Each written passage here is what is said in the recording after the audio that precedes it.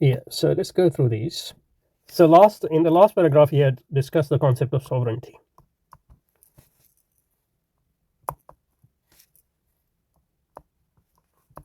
which he said it's of limited use, but obviously we disagreed with him. And he had defined sovereignty as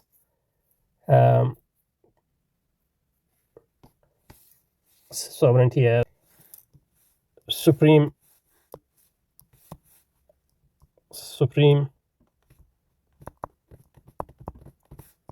authority within a territory.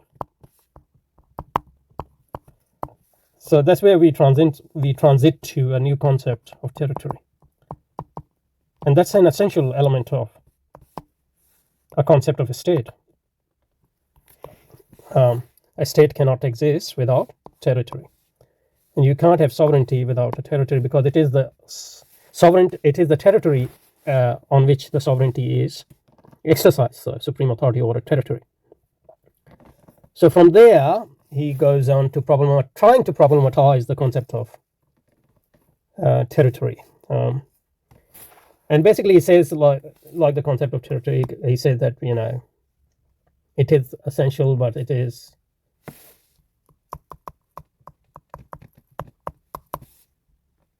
he says that while it is important to realize that a state must possess, so he concedes that a state must possess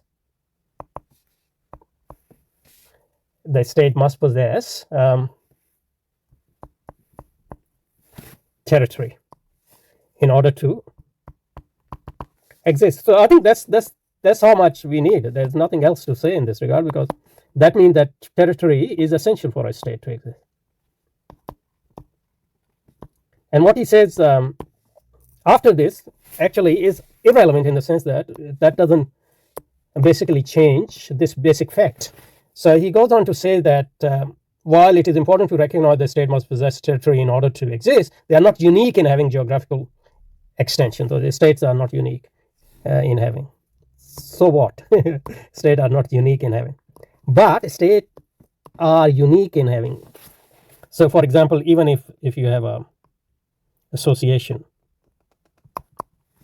that must require some sort of office, for example. So that doesn't mean that a particular association, political or apolitical or unpolitical, has the same relationship with this block of land which a state has.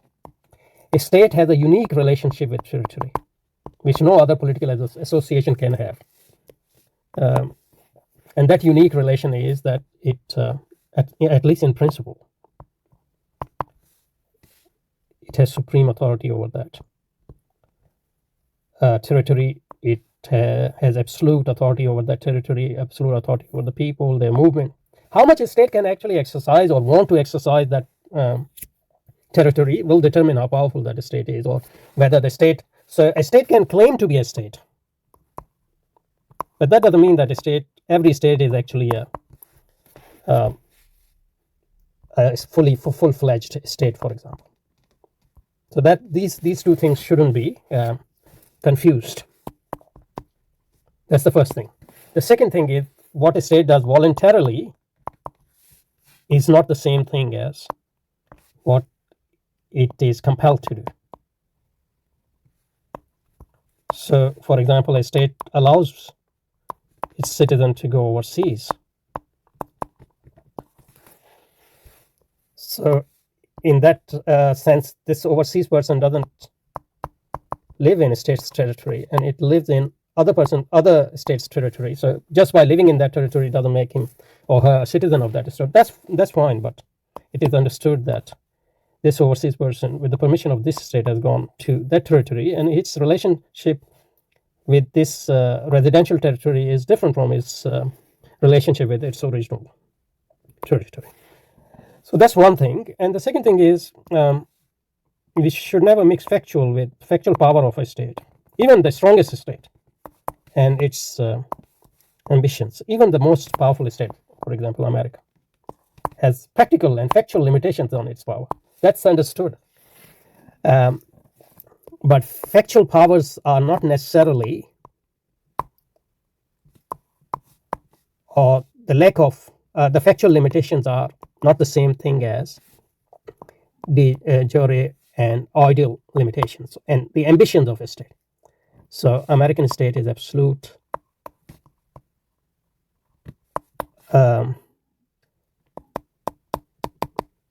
sovereignty over its territory, its citizens. That is its ambition. That is its ideal. That's its nature as a state. But how much factually it can do that will determine its actual status as a state, whether it is a full-fledged state or not, whether it's a powerful state or a weak state. So all these distinctions, this author has sort of confused those distinctions. Okay. And also the fact that America is a state, nation state.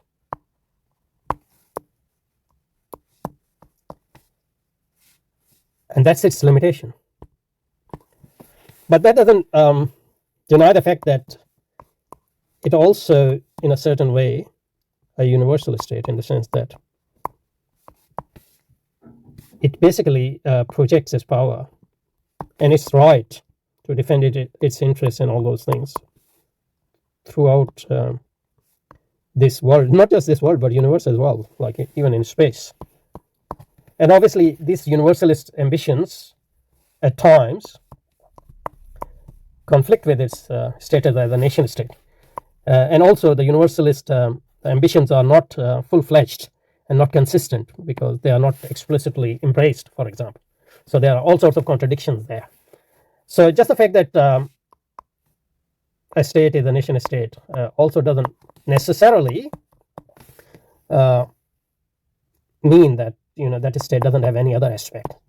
It's not a universalist state, for example.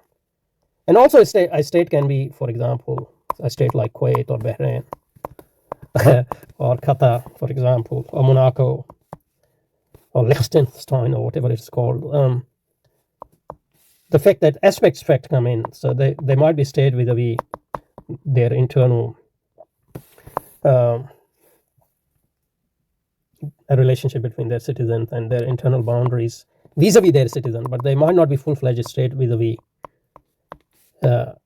American and other imperial influence, and in relation to other states, for example, Kuwait, couldn't defend itself against Saddam, for example. So with Iraq, it was a very weak state, even though its ambition are no different from the ambitions of Iraq or anything else. But vis-a-vis America, it can't, withhold those, can't defend those ambitions. So it voluntarily, or not voluntarily, but out of necessity, it's forge a relationship with the American state, where American state defends Kuwait as a limited state, which has absolute power over almost absolute power, or similar power as other state over its citizens, but doesn't have any of those powers vis-a-vis America and so that's another aspect. So these shouldn't be confused. And some state might not be real, any state in real sense, like Andorra or other state he's talking about, or Philippines in 35-46. So those were not full-fledged state, not even a state in the fully independent state in the usual sense of the word. They were nascent state, maybe within the imperial influence, or only state to certain extent, or to the extent that its imperial state allowed it to be. So they went. So Philippines in 1935-46 wasn't a state even in the sense in which Kuwait is a state, for example.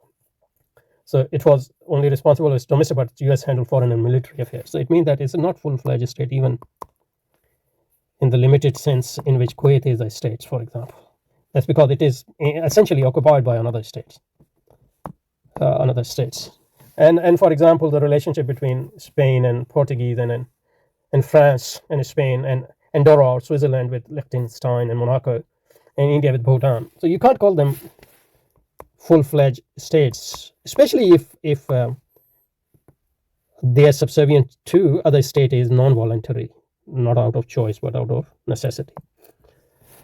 Okay, so, and lastly, with Weber's definition also, he makes the same mistake. Let's look at the Weber's definition and then we will finish at that.